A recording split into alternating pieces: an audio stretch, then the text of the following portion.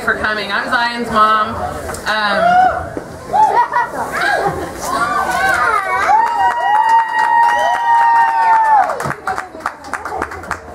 This just means a lot to our family. This is a huge, when Ty thought of this and contacted me, I was very overwhelmed and moved.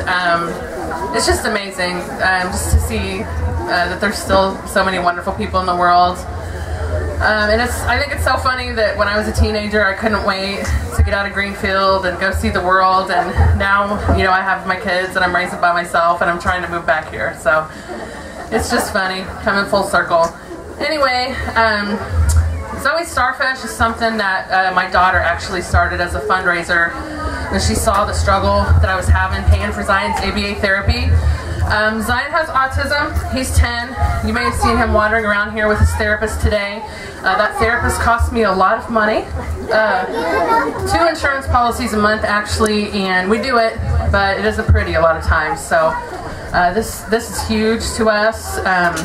Zoe Starfish is something that we do. We make jewelry, we sell it, we put all that money in the account, and then that's how we pay Zion's medical bills. So if you want to buy Christmas gifts or stuff for yourself, any of that stuff, it all goes right into an account for him, and that's what it gets used for. So that stuff is back there in the big tent. There's a big banner, you kind of can't miss it. So if you have any questions or you know, about that stuff, you can just let us know, you know, credit cards, checks, cash, whatever. So thank you again all for coming. This is one of the best days of my life. It's awesome. So thank you. I'm not going to call these guys and ask them to get together and have a reunion.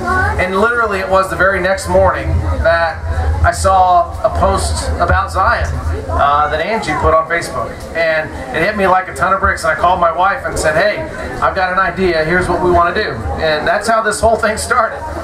It was an excuse for us guys to get together and have a concert. And when I first called Angie about doing this, she was very reluctant because she has a lot of pride.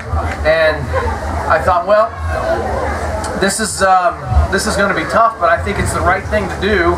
And so we pushed through, and I started picking up the phone and calling these guys. And I think I called Randy first. And his answer wasn't yes, it was, oh hell yes, let's do it. And then same thing with Scott, well, we had to track down Jarrett because he was lost. He doesn't exist in the Facebook world and all that. He's off the grid, and windmills and solar panels and all that stuff. And so we finally got a hold of Jarrett with the thanks of some help here, and everybody said yes. And that's how this whole thing came about, and it's been a lot of fun. And so thank you for coming out. As far as what this event is about, if you haven't already gone back to the table over there, there's opportunities to give one time or to give a smaller amount or a bigger amount on a monthly basis. And we're set up to be able to take the donations for whatever. And I encourage you to think about that. Think about, hey, can I give $5 or $10 a month? Can I give up a couple cups of coffee a month or something like that? Okay, to help out a great cause. And the last thing I'll say is that Angie initially said no, that this wasn't, she didn't think this was a good idea because she didn't want to take, you know, she had too much pride. And the way I convinced her to say yes finally was I said, who knows, Angie, maybe this will turn into something bigger, and we'll do it every once in a while, do it once a year, and maybe we raise money not just for you and Zion and Zoe and your family, but for other kids that you know, have other challenges and things like that. And that's when she said yes, when she realized that maybe this could be something bigger. So who knows? We're just having fun tonight, so I thank you all for being here. We got a lot of great music coming up, and stick around at 9 o'clock tonight. Dave and Ray are playing right here. If you haven't heard of Dave and Ray, they're a local band that's really good. When's Angie singing is the question from the audience. Okay, she's going to sing after some drawings, so we'll talk about that a little bit later. But again, thanks a lot for coming out. Alright, it's Angie and Chris. They've been reunited. Hey, real quick, before Angie sings, I got to tell a story of why she's doing this. Ellen, when was it? A month ago, a few weeks ago, we were having a quick conversation with my in-laws, my wife's parents, telling them about, you know, Angie and what we were doing over here, and told her that she was a great singer and from high school and all that kind of stuff. My father-in-law says, well, is she singing at the event? And I said, nah, I don't think so. We asked her about it, and she said she really wasn't interested. And so my father-in-law says, well, you tell her that I'm going to make a $25 donation, but if she'll sing one song, I'm going to make my donation $100. And so that's why this whole idea came about. So I told Angie, and she reluctantly put the word out on Facebook. And I don't know if any of you commented, but I saw a lot of you did. 50 or so people said, I don't know, some good encouragement. Is that how we would say it? I don't know. Complete encouragement, like, you dumbass, get up there and sing, I think was the idea, right? What are you thinking? Sorry for the language, but anyway, here's Angie.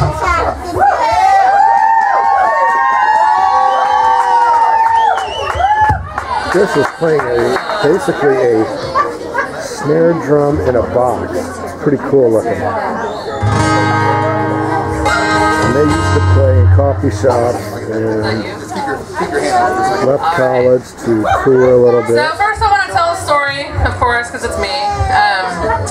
My senior year, Scott was a junior, Randy was a freshman, and they sang a song together, playing their guitars, called Love for Sale, which I loved. Acoustic, and they sang together, I loved it.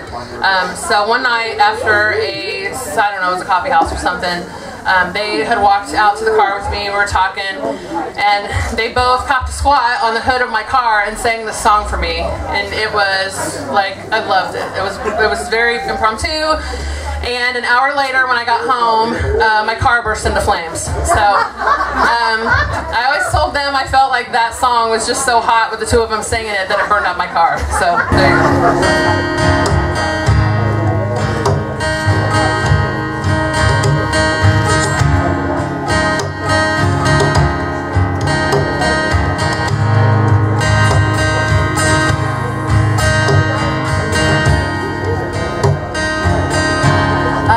Thought I'd go, can't see a lookout on the Hudson, and I